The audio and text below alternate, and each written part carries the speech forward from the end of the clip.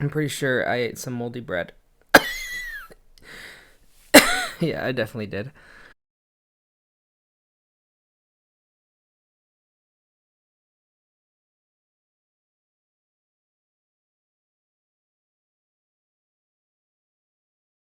Welcome back to my little series, See How They've Grown.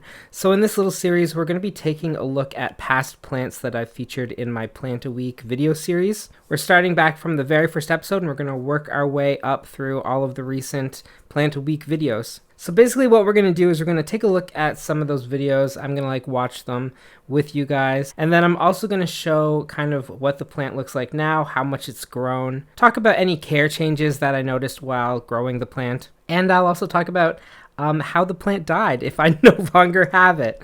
I'll also post a card up here or up here in one of these areas where you can go and watch the actual videos if you have that plant and you want to know how to care for it. But yeah, this is See How They've Grown. So today we're going to start off looking at my video for the Dracaena Cintho. It was the sixth video in my Plant Week series and a plant that I had for, I think, a while before I got into plants. It was one of those things where you buy a plant at the very beginning of your plant obsession and you know nothing about it, but you just want to have plants, so you buy plants. But yeah, let's take a little look at some of the footage for the Dracaena Cintho video. When watering, it's important to water these guys with filtered or distilled water or even rainwater. These plants don't do that well with the salts and minerals in straight up tap water. And here is that same plant today. It's grown quite a bit, I think. Yeah, quite a bit. Here's the bottom of it. It's dripping all over me. Okay, I just watered it. So it's grown quite a bit. It has all of this new growth. Some of the new leaves are a little small and spindly, but that's simply because I put it in an area where it doesn't get the most light. It's actually in a spot where I think this plant gets the least amount of light out of all of my plants in my collection. That's because I'm not sure how much longer I will have this plant in my collection. Okay, how do I make this? There. It's not my favorite plant. In fact, in my whole collection, this is my least favorite plant. It's a super easy plant to care for and to grow. I just think it's kind of ugly, and there's one of these at my my eye doctor's office, and it's a huge one. It's taller than I am, and it doesn't look any nicer than it does right here. It looks like this but bigger. So I think I might be giving it away. I haven't decided yet. I might just, I've been keeping it around. I've sold a few other of my Dracaenas just because they weren't really doing it for me. So I don't know what I'm gonna do with this one. If I should sell it or or just keep it and just see how it grows. I might end up just doing that.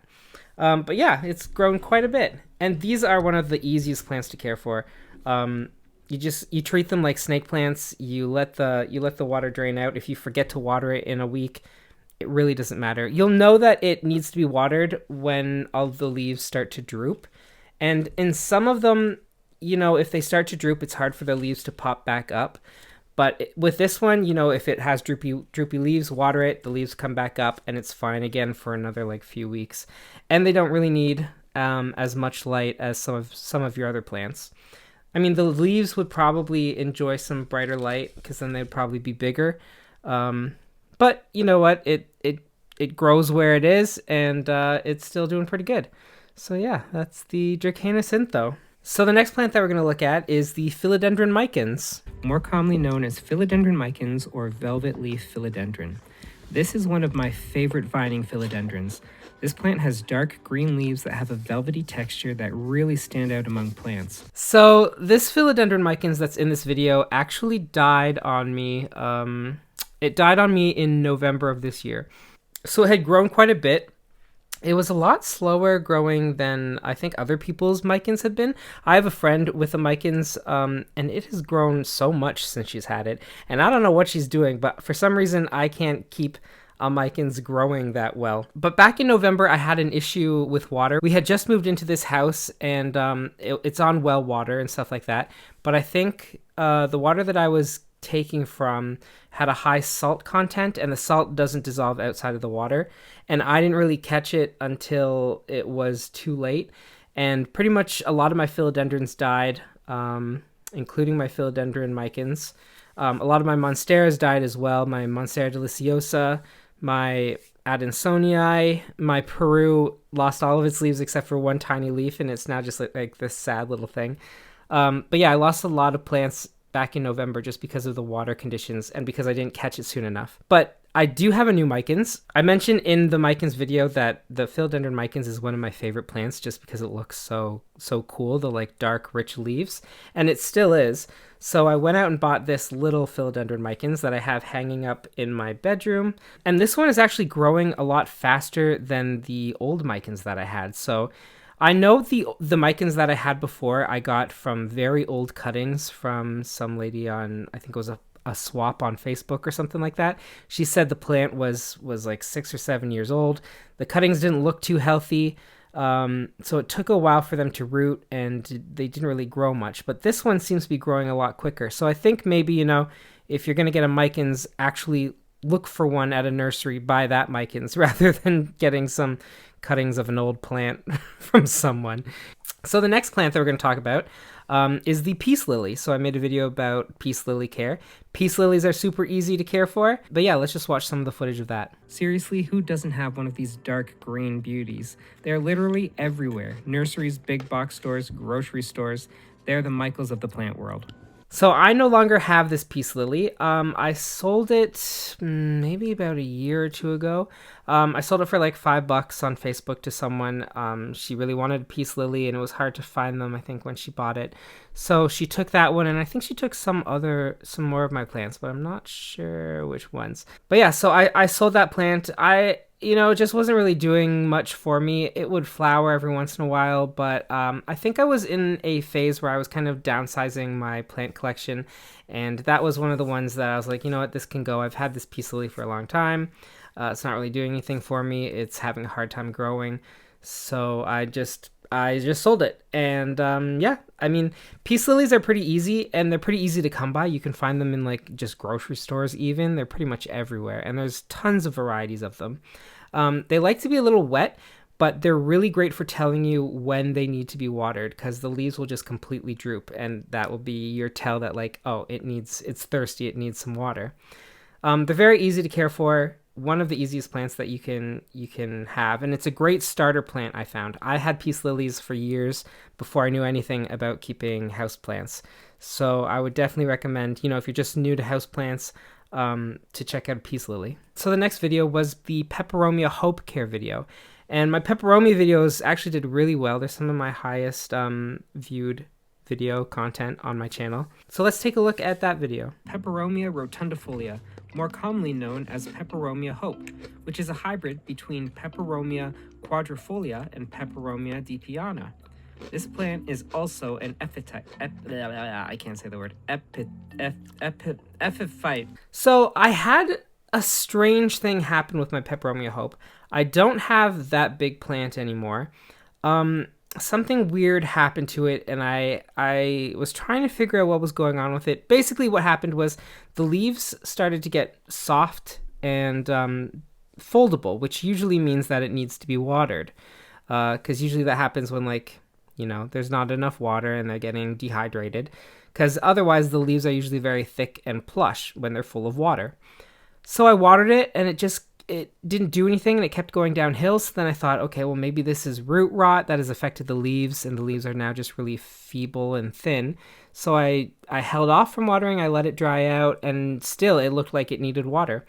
So I'm not really sure what happened, but a big portion of the plant actually died. I took some cuttings of some of the healthier looking foliage, and I have those here. They've rooted up. So I have this one, this little pot of Peperomia Hope, and I have this pot of Peperomia Hope. So I've got 2 pots of it. These are from cuttings of that plant that's in the video. I really like Peperomia Hope. It's one of my favorite plants. I love how round and juicy the leaves are. I haven't decided if I'm going to put these 2 into one pot or not, or just leave them as 2 separate plants. I might just leave them as 2 separate plants, but we'll see we'll see how it goes. I have them in a very bright location. So I've found that when keeping Peperomia Hope, you want to keep them in a very bright location. They get full direct south-facing sun pretty much throughout the whole day. And they're growing tons of new little growth all over them. But yeah, so that big mother plant that I had died, but I have these very cute little cuttings from it. And these are actually doing really well. So I'm not sure, again, what was the matter with the mother plant. I think maybe I just, I'd had it for a very long time. Maybe something got into the roots. Maybe, I didn't let it dry out between waterings too much and it got root rot and it died. But these are pretty easy plants to care for, and they can handle a lot of drought. The way that they need to be watered is if you kind of can take the leaf and you can squish it. So right now, I can't even squish that. I did just water these though. So, but if you can fold them a little bit, if there's a little bit of give in these leaves, then that's when they need to be watered. So the last plant a week video that we're going to be talking about in this episode was for the Dracaena Marginata Bicolour. So let's take a look at some of the footage from that video. This plant is Dracaena Marginata Bicolour, one of the most common and inexpensive Dracaena plants that you can buy. Dracaena are one of those species of plants that are incredibly common. You can find them anywhere from nurseries to big box stores. And I do not have this plant anymore. So I mentioned in the video, I'm not sure if I have that in the clip or not, but I mentioned that it was a really slow growing plant for me. It was one of the oldest plants that I had, and it was so small and tiny, and it just remained that size. It would grow maybe like half an inch a year.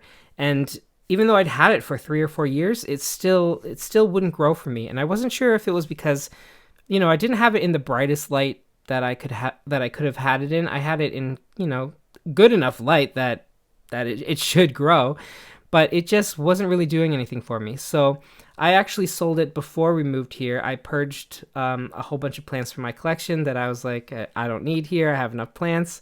And I didn't know where all of my plants were going to go here anyway. You can see most of them ended up just back over there. But I sold that one, I think for like $5 on Facebook or something like that. And again, it wasn't much bigger than it was in that video. Like, it barely grew. But again, though, because it's the Dracaena, it was a really easy plant to grow. They're pretty much just like a snake plant. They're in that Dracaena family. So they like to be dry. You can tell when it needs to be watered when the leaves started to droop and stuff like that. They're super easy, very hardy, and as they grow, they actually lose the leaves on the bottom. So if you have a Dracaena and the leaves along the bottom are starting to like brown or fall off or anything, don't be alarmed. Just pull them off. It's just the plant growing from the tip and losing the leaves on the bottom because it doesn't need those ones anymore. But yeah, that's it for this episode. Thanks for joining me and taking a look back at some of the plants that I had and how they've grown. And yeah, I'll see you in the next one. Thanks again for watching. Remember to like and subscribe for similar content. On Mondays, I post videos about houseplants. And on Fridays, I also post videos about houseplants. And reading, writing, photography, art, and any other generic interests of mine. As always, you can find my social media links in the description below. Also, you can find links to H&H Games, the board game company I've helped create, and our debut board game, Season of Heroes. You can also find the Amazon links to my fantasy series, A Chronicle of Crowns. Thanks for watching. Bye!